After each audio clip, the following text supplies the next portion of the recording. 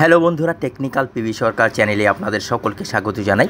আমি প্রতিনিয়ত আমার চ্যানেলে কৃষক বন্ধুর নতুন আপডেটগুলো নিয়ে আসি, তেমনি আজও আমি আপনাদের জন্য এক বিরাট নতুন আপডেট নিয়ে এসেছি।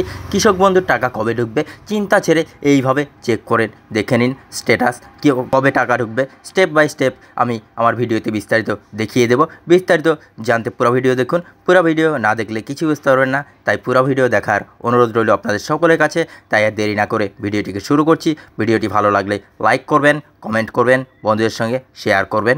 ধন্যবাদ, পাশে থাকবেন। সাধারণ মানুষের সুবিধার জন্য রাজ্য সরকারের তরফে নানা রকমের প্রকল্প চালু করা হয়েছে, যার মধ্যে একটি গুরুত্বপূর্ণ প্রকল্প হলো কৃষক বন্ধু প্রকল্প।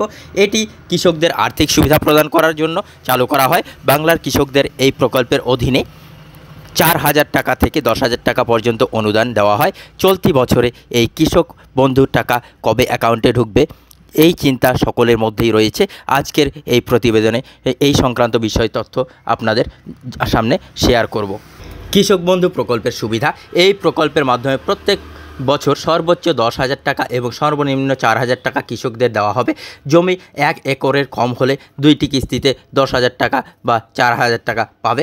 পশ্চিমবঙ্গের খাদ্য ও সরবরাহ বিভাগ এই প্রকল্পের কৃষকদের জন্য বিনামূল্যে বীজ দেবে। প্রত্যেক বছর খারিফ এবং রবি ঋতু জুড়ে এই 2 কিস্তিতেই অর্থ প্রদান করা হয় কৃষকদের।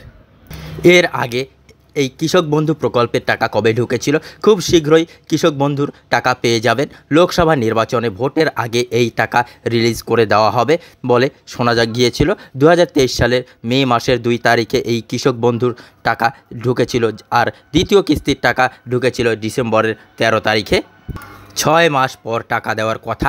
খারিফ শস্যের টাকা এপ্রিল থেকে সেপ্টেম্বর মাসের মধ্যে দেওয়া হয় এবং রবি শস্যের টাকা অক্টোবর থেকে মার্চ মাসের মধ্যে দেওয়া হয়।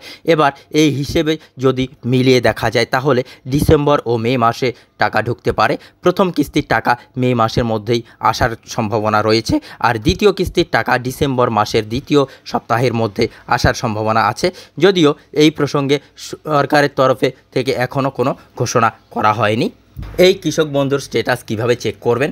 স্ট্যাটাস চেক করার জন্য আপনাকে কৃষকবন্ধু.net এই লিঙ্কে ক্লিক করতে হবে। এরপরে ভোটার অপশন সিলেক্ট করতে হবে, ভোটার আইডি নম্বর লিখতে হবে, সার্চ বাটনে ক্লিক করতে হবে। এরপরেই আপনার অ্যাপ্লিকেশন স্ট্যাটাস কী রয়েছে সেটা স্ক্রিনে দেখা যাবে। এখান থেকে আপনি আপনার অ্যাপ্লিকেশন স্ট্যাটাসটি দেখতে পারবেন। বন্ধুরা, এই ছিল আজকের আপডেট। ভিডিওটি ভালো লাগলে লাইক করবেন, কমেন্ট করবেন, বন্ধুদের সঙ্গে শেয়ার করবেন। ধন্যবাদ, পাশে থাকবেন।